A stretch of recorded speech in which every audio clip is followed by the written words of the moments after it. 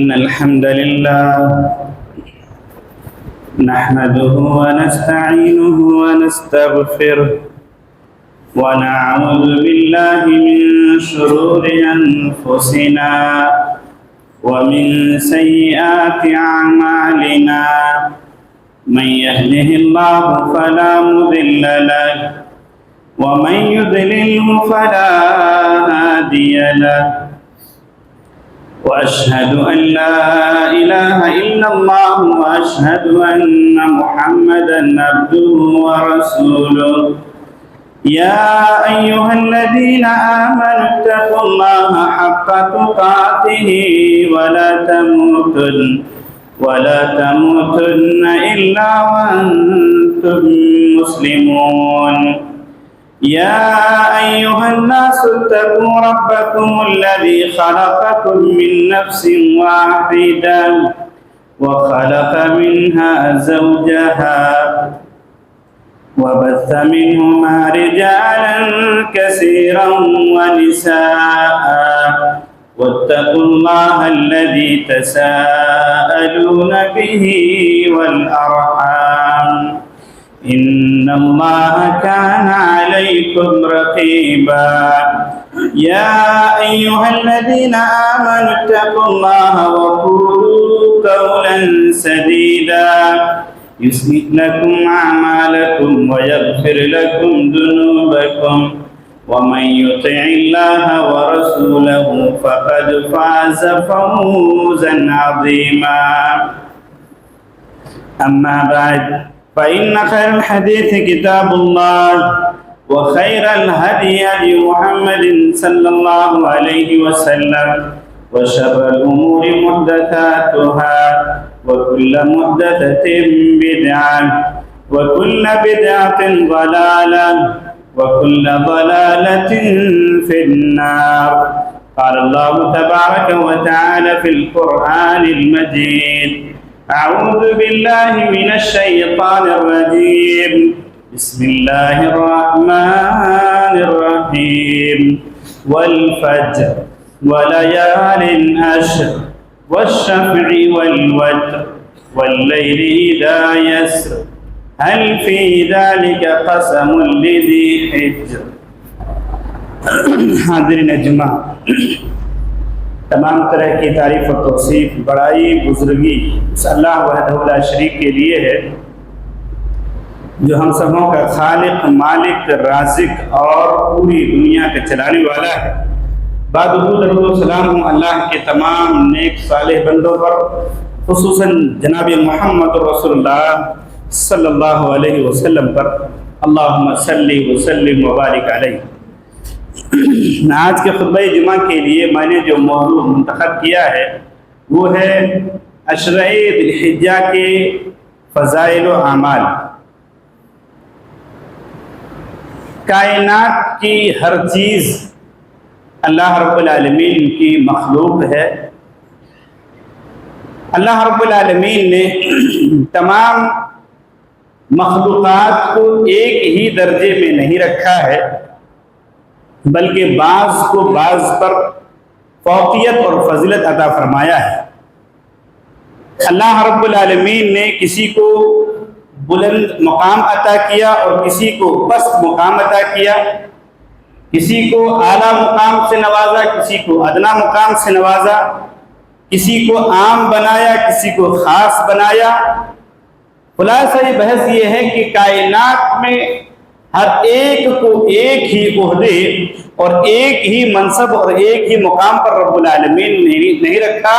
اللہ فرماتا ہے وَرَبُّكَ يَخْلُقُ مَا يَشَاءُ وَيَخْتَارُ، کہ تمہارا پروردگار اللہ رب العالمین جو چاہتا ہے پیدا کرتا ہے اور جو چاہتا ہے جس کو چاہتا ہے چن لیتا ہے، کوئی اسے سوال کرنے والا نہیں ہے۔ اور ایسا نہیں ہے کہ یہ صرف انسانوں کے حد تک ہے کہ اللہ رب العالمین نے درجہ بندی انسانوں میں رکھا ہوا ہے، بعض کو بعض پر فضیلت دیا ہے۔ یہ صرف انسانوں تک محدود نہیں ہے، بلکہ اوقات و مقامات پر آپ جب غور کریں گے تو ہم پاتے ہیں کہ بعض وقت کو بعض وقت پر فضیلت ہے، فجر کی نماز کی جو اہمیت ہے وہ ظہر کی نماز کی اہمیت نہیں ہے۔ رات کی تہجد اور سنت کا جو مقام ہے وہ دن میں پڑھے جانے والے سنتوں کا مقام نہیں ہے۔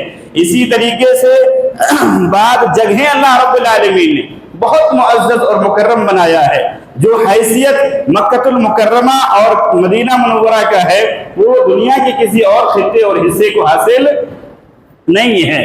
ٹھیک اللہ رب العالمین نے دنوں میں بھی بعض دنوں کو افضل بنایا ہے، بہت اپنے نزدیک محبوب بنایا ہے، اور بعض کو عام دنوں کی طرح رکھا ہوا ہے۔ چنانچہ ہم جب پورے سال کے دنوں پر غور کرتے ہیں تو اللہ رب العالمین نے پورے سال کے 360 دنوں میں یوم عرفہ کو جو مقام دیا ہے کسی اور دن کو وہ مقام حاصل نہیں ہے۔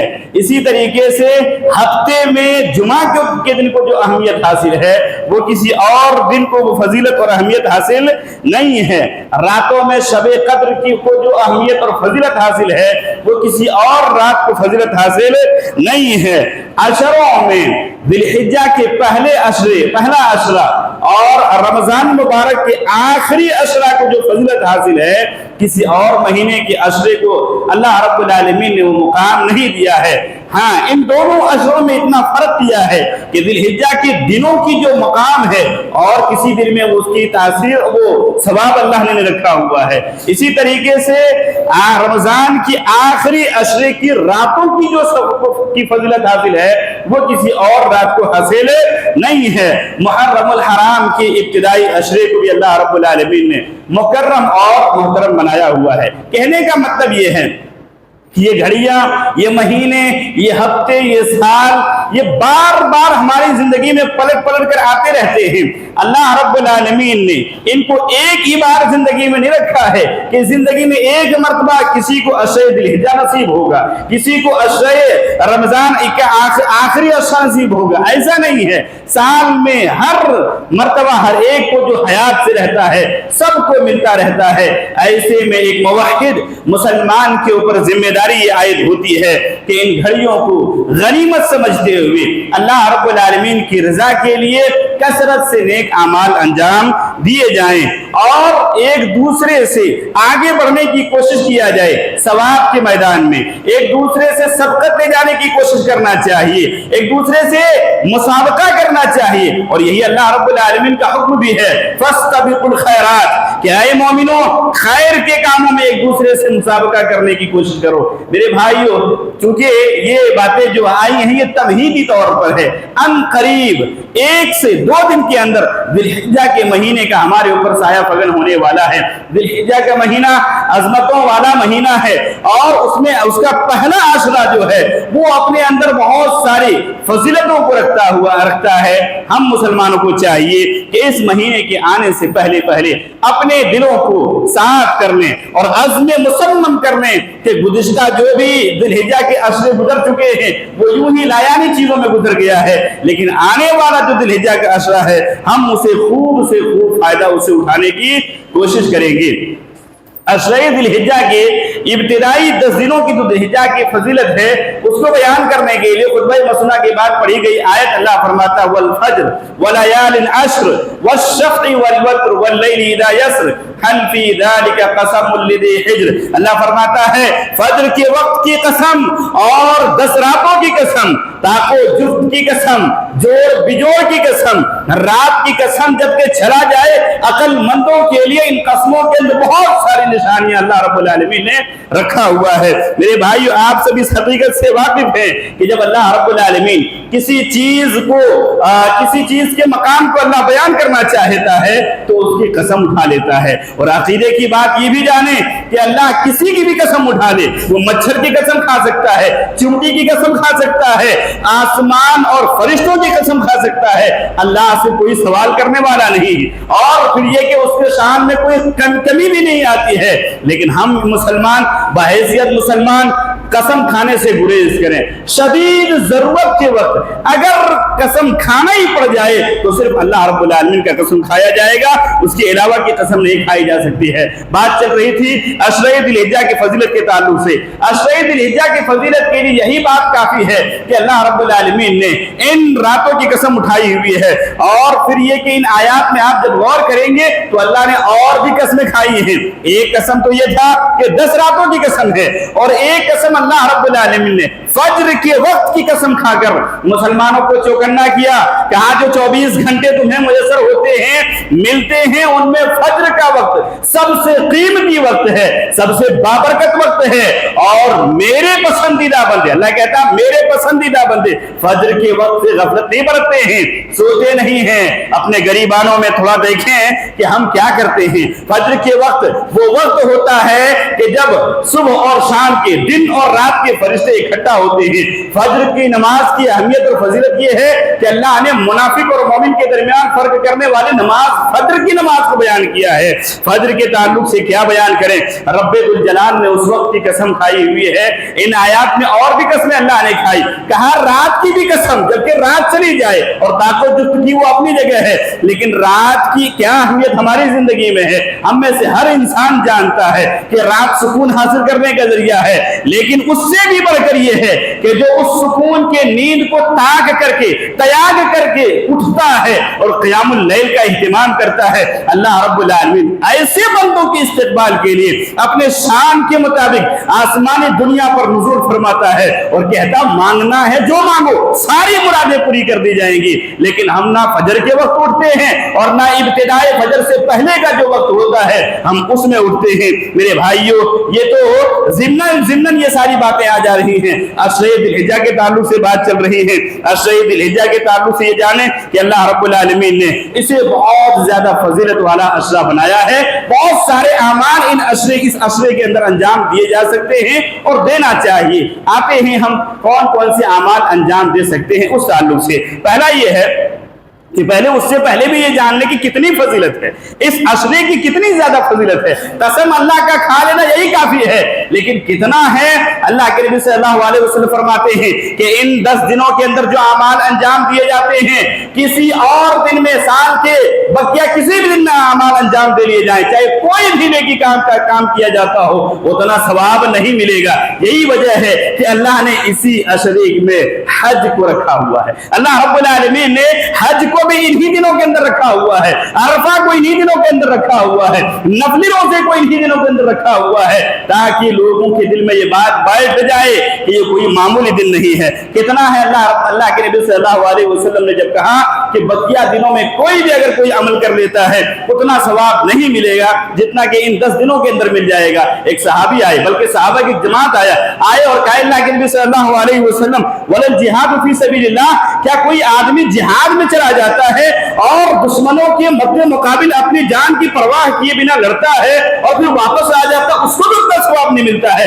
اللہ کے نبی صلی اللہ علیہ وسلم نے فرمایا نہیں, الا رجل خرج بنفسه وماله فلم يرجع بشيء, کہتے ہیں لیکن سنو, ہاں ایک بندہ ہے جسے ان 10 دنوں میں کیے جانے والے اعمال سے زیادہ ثواب ملتا ہے, اور وہ بندہ ہے کہ جو میدان جہاد میں جاتا ہے, نیت خالص لے کر جاتا ہے اور پلٹ کر آتا نہیں ہے, مال اور جسم کے ساتھ, جان کے ساتھ شہید ہو جاتا ہے. ذرا غور تو کریں کہ اللہ رب العالمین نے کتنا زیادہ اہم اور کتنی فضیلتوں والا یہ عشرہ بنایا ہوا ہے. سوچے تو صحیح, کوئی انسان, ہم اور آپ میں سے کوئی چاہتا ہے, سب سے زیادہ انسان جان کی فکر کرتا ہے اور دوسرے نمبر پر مال کی فکر ہوتی ہے. جان اور مال کو قربان کر کے جتنا ثواب مل سکتا ہے اتنا ان 10 دنوں میں صرف معمولی جو عبادات عام دنوں میں کرتے ہیں اسی میں نیت خالص کر لیا جائے, اس سے زیادہ اللہ رب العالمین ثواب دیتا ہے. تو اس عشرے کی فضیلت کے لیے بہت ساری باتیں ہیں. اس عشرے میں عرفہ کا دن آتا ہے, جس دن کے بارے میں اللہ کے نبی صلی اللہ علیہ وسلم نے فرمایا کہ عرفہ کا جو دن ہے, عرفہ کے دن اللہ رب العالمین جہنمیوں سے لوگوں کو خلاصی دیتا ہے اور ہر اس بندے बंदे को जहन्नम से अल्लाह रब्बुल आलमीन आजाद कर देता है जिसके दिल में राई के बराबर भी ईमान हो। तो अरफा के दिन की बहुत ज्यादा फजीलत है। अरफा के दिन के फजीलत के ताल्लुक से एक वाकया बयान किया जाता है। उमर बिन खत्ताब रज़ी अल्लाह तआला अन्हु अमीरुल मोमिनीन बन चुके हैं। कुछ यहूदी आते जाते हैं, तिजारत का दिन चल रहा है। अमीरुल मोमिनीन से कहते हैं एक मशवरा दूं, और वो तौरात के पढ़ने वाला, वो कुरान का पढ़ने वाला, वो आसमानी किताबों का पढ़ने वाला कहते हैं आपके कुरान में एक ऐसी आयत है, एक ऐसी आयत है कि अगर उस आयत का नुज़ूल हम लोगों में होता तो हम उस दिन को ईद का दिन बना लेते। उमर बिन खत्ताब रज़ी अल्लाह तआला अन्हु कहते कौन सी आयत? कहते हैं कुरान की वो आयत अल-यौम अकमलतु लकुम दीनकुम व अतममतु अलैकुम निअमती व रज़ीतु लकुम अल-इस्लाम दीना। कि अल्लाह रब्बुल आलमीन ने अरफा के दिन इस आयत के अंदर दीन की तकमील की बशारत सुनाई हुई है, लिहाजा उस दिन को तो ईद के दिन के तौर पर मनाना चाहिए। उमर बिन खत्ताब कहते हैं तुम्हारी बात अपनी जगह दुरुस्त है, मैं तो उस जगह को भी जानता हूँ, उस दिन को भी जानता हूँ, उस घड़ी को भी जानता हूँ जब ये आयत करीमा नाज़िल हुई थी। वो अरफा का दिन था, अशरे दिलहिज्जा के अंदर वो इस्लाम मुकम्मल हुआ है। तो अशरे दिलहिज्जा की फजीलत बहुत नाहियों से बयान की जा सकती है। मेरे भाइयों, जो अमाल हमें अंजाम देना चाहिए गनीमत समझते हुए, वो अमाल पहला अमल है कि रोजा कसरत से रखना चाहिए। अशरे दिलहिज्जा के अंदर नफली रोजा कसरत से रखना चाहिए। कितना रख सकते हैं? 9 ही रख सकते हैं, ज्यादा से ज्यादा 9 रख सकते हैं। 9 ही दिन है। अल्लाह के नबी सल्लल्लाहु अलैहि वसल्लम ने रोजा को मोमिनों के लिए ढाल बनाया है, का जरिया बनाया है, दुखूल जन्नत का सबब बताया है। बल्कि एक सहाबी आए, अबू उमामा बाहिली रज़ी अल्लाह तआला अन्हु बयान करते हैं कि अल्लाह के नबी सल्लल्लाहु अलैहि वसल्लम से पूछा गया, अल्लाह के नबी सल्लल्लाहु अलैहि वसल्लम मुझे कोई ऐसा अमल बतलाइए, मुझे कोई ऐसा अमल बतलाइए कि जो जहन्नम से दूर कर देती हो और जन्नत से करीब कर देती हो। आप सल्लल्लाहु अलैहि वसल्लम ने फरमाया अलैका बिस्सौम फइन्नहु ला मिथला लहू, अपने ऊपर रोजे को लाजिम पकड़ लो, इसलिए कि रोजा के मिस्र और कोई इबादत है ही नहीं है। क्योंकि रोजेदार इंसान के अंदर रिया नहीं पैदा हो सकता है। रोजादार इंसान अपने आप को सबसे ज्यादा रिया से बचाने वाला हो, अगर किसी इबादत में बचने की इम्कानात है तो वो रोजा ही है। क्योंकि तन्हाई की घड़ी में आपको पानी की मुयस्सर होते हैं लेकिन आप पानी नहीं पीते हैं, खाना मुयस्सर होता है लेकिन नहीं पीता है। और इतना इसके अंदर इखलास है कि अल्लाह के नबी सल्लल्लाहु अलैहि वसल्लम ने फरमाया कि अल्लाह रब्बुल आलमीन ने कहा जितनी इबादतें हैं सारी इबादतों का सवाब फरिश्तों के जरिए से और इनामात दिए जाएंगे, लेकिन रोजा एक ऐसी इबादत है, चाहे फर्ज रोजा हो चाहे नफली रोजा हो, उसकी जजा और उसका बदला मैं अपने हाथों से देने वाला हूं। लिहाजा रोजे को लाजिम पकड़ लिया जाए और इस महीने के अंदर लाजिम पकड़ा जाए। इमाम हसन बसरी रहमतुल्लाह अलैह बहुत बड़े आलिम दीन, उन्होंने इस रोजे के ताल्लुक से फरमाया, कहा सियाम यौमिन मिनल अश्र यादिलु शहरैन, कि अशरे दिलहिज्जा में जो रोजा रखा जाता है उसमें कितना सवाब दिया जाता है। कहते हैं अशरे दिलहिज्जा का एक दिन का रोजा, एक दिन का रोजा 2 महीने के रोजे के बराबर सवाब दिलाता है।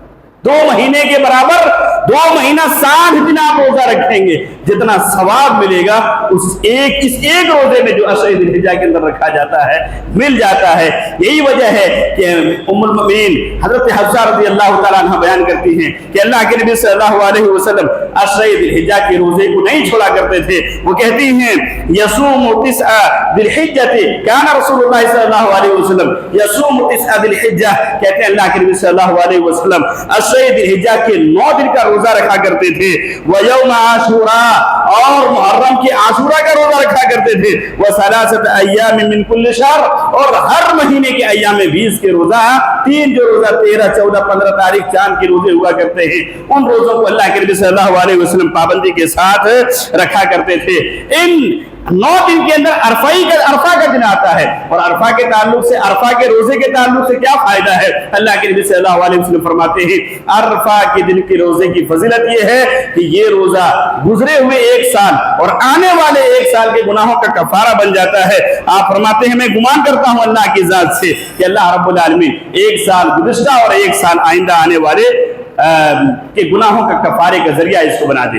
इस अशरे के अंदर जो हम और ज्यादा अमाल अंजाम दे सकते हैं, दूसरे अमाल, उसमें से है बकसरत अल्लाह रब्बुल आलमीन का जिक्र करना, चलते फिरते। और इबादत में सबसे आसान इबादत अगर कोई है तो जिक्र है। जिक्र से ज्यादा आसान कोई इबादत नहीं है। और चाहे मस्जिद में दाखिल होने वाली दुआ हो, ये भी जिक्र में है, मस्जिद से निकलने की दुआ हो, बैतुल खला में दाखिल होने, निकलने, कपड़ा पहनने, कपड़ा उतारने, आईना देखने, ये जितनी दुआएं हैं जो हमारी जिंदगी में जिसको हमें इस्तेमाल में लाना चाहिए, हर दुआ भी जिक्र है। आम जिक्रों के अलावा ये सब भी जिक्र के अंदर आता है, और आम जिक्र तो कसरत से करना चाहिए।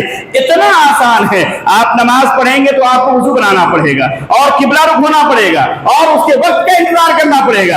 हज आप गैर दिनों में नहीं कर सकते हैं, रमजान का रोजा गैर दिनों में नहीं कर सकते हैं, और सबके लिए कोई ना कोई प्लानिंग करनी पड़ती है। लेकिन जिक्र के लिए कोई प्लानिंग नहीं है, ना कोई कैद है, ना कोई शुरूत है, ना किसी वक्त की कोई पाबंदी है। जब चाहे जहां चाहे, बस ये है कि वो बैतुल खुला के अंदर नहीं हो मामला हो और बाथरूम नहीं हो, और बाकी आप चलते फिरते कहीं भी जिक्र कर सकते हैं। लिहाजा जिक्र को ज्यादा से ज्यादा लाजिम पकड़ा करें, खुसूसन जब ये अशरे क्या कहते हैं दिलहिज्जा का चांद दिख जाए, वहां से लेकर अय्यामुत तशरीक के असर की नमाज तक, आखिरी 13 तारीख के असर की नमाज तक चलते फिरते आदमी को जिक्र करना चाहिए। और जिक्र में तकबीरात वो जो है अल्लाहु अकबर, ला इलाहा इल्लल्लाह, वल्लाहु अकबर, अल्लाहु अकबर, वलिल्लाहिल हम्द, और इसके अलावा भी जिक्र करते रहना चाहिए। मर्द भी करें, खवातीन भी करें, दोनों को करना चाहिए। खवातीन में सिर्फ इतना है कि खवातीन बस आवाज के जरिए से करेंगी, मर्द हजरात बुलंद आवाज से करेंगे। और साथ ही जब यौम अरफा का दिन आ जाए, उसके फज्र से लेकर अय्यामुत तशरीक तक तो नमाजों के बाद भी उसका एहतमाम करने का सबूत मिलता है। लिहाजा कसरत से जिक्र अस्कार करना चाहिए। अल्लाह रब्बुल आलमीन कुरान के अंदर फरमाता है वयज़कुरुस्मल्लाहि फी अय्यामिन मालूमात, अल्लाह रब्बुल आलमीन का गिने चुने मालूमात दिन के अंदर ज्यादा से ज्यादा जिक्र किया करो। लिहाजा ये अमल हमें करना चाहिए। आसान अमल हमसे नहीं होता है, तो हम कैसे उम्मीद कर लें कि हम फजर की नमाज में आ जाएं? ये सारी चीजें हमसे नहीं हो पाती जो आसान है, तो फजर की नमाज में कैसे हम उम्मीद करें? हालांकि हज़रत सहाबा इकराम रज़ी अल्लाह अन्हुम का मामूल ये हुआ करता था, इब्ने उमर रज़ी अल्लाह तआला अन्हु और इसी तरीके से अबू हुरैरा रज़ी अल्लाह तआला अन्हु के ताल्लुक से आता है कि जैसे ही ये अशरा दाखिल होता था, ये दोनों बाजार जाया करते थे और जोर जोर से तकबीरात पढ़ते थे, ताकि सुनकर कोई बंदा पढ़ ले, हमें पढ़ने का सवाब मिलेगा, हमारे वजह से जो दूसरा पढ़ेगा उसका भी सवाब हमको मिलेगा। और इब्ने उमर रज़ी अल्लाह तआला अन्हु के ताल्लुक से क्या कहें, वो तो वो सहाबी हैं कि बाजार भी जाते थे तो नियत होती थी कि वहां से भी सवाब कमा लें, किसी को सलाम करेंगे, कहीं भी जाते थे हर जगह वो सवाब की नियत रखा करते थे। हमारे असलाफ ऐसे हुआ करते थे। लिहाजा ये अशरा जो बिल्कुल हमारे ऊपर अब साया फगन होने वाला है, कुछ और चीजें जो करना है इबादत के अलावा, सदका तो खैरात करें, रोजा रखें और जितनी भी इबादतें अंजाम दे सकते हैं सारा कुछ करें। उसके अलावा जैसे ही ये अशरा दाखिल हो जाए, उसके बाद न बाल काटना है, न नाखून काटना है, जिस्म के किसी हिस्से का बाल नहीं काटना है। जो कुर्बानी का इरादा रखता हूं, उम्मे सलमा रज़ी अल्लाह तआला फरमाती हैं, अल्लाह के नबी सल्लल्लाहु अलैहि वसल्लम ने फरमाया इज़ा रअयतुम हिलाल ज़िलहिज्जा व अरादा अहदुकुम अन युज़हिया फलयुमसिक मिन शारिही व अज़फारिह, कहते हैं जब ज़िलहिज्जा का चांद देख लो और कुर्बानी का इरादा है तो न बाल काटो, न नाखून काटो। बहुत सारे आजकल दीन को इतना आसान हम लोगों बनाने लगे हैं। आज से कुछ साल पहले जब मैं छोटा था, पहले का माहौल क्या होगा अल्लाह मालूम, तब हम लोग सुनते थे कि अब ना बाल काटना है ना नाखून काटना है। और ये बात सही है कि जो कुर्बानी का इरादा रखता है, लेकिन अब अभी से फतवा शुरू हो चुका है। आज हमने कल कहा कि हम अपने बच्चे का बाल कटाएंगे, क्या क्या जरूरी है मौलाना, इसके नाम पर धुना होता है, इसका तो बाद में भी कटाया जा सकता है। दीन को इतना हम लोगों ने मामूली और दोयम दर्जे की चीज को हमने दीन समझ लिया है और अपनी ख्वाहिश अपनी मर्जी को पहले नंबर पर रखना शुरू कर दिया है। नबी ने जब कह दिया बचना चाहिए, माना कि उसके नाम का जिसके नाम पे कुर्बानी होती है, लेकिन क्या वो हदीस नहीं है कि एक जानवर घर के तमाम अफराद की तरफ से कुर्बानी के लिए काफी हो जाता है? लिहाजा सारे लोगों को काटने से बचना चाहिए। और यहाँ की खुराफात, अभी 2-4 बच्चे थे जिनको ऐसे मजाक में कहा तो उन्होंने कहा अभी बाल थोड़ा सा प्रागंदा टाइप का था, बड़ा बड़ा बाल था। हमने मजाहिया अंदाज में कहा कि आप बाल क्यों नहीं कटा लेते हैं? तो कहते हैं ईद वाले दिन हम टकला होंगे, ईद वाले दिन हम टकला होंगे।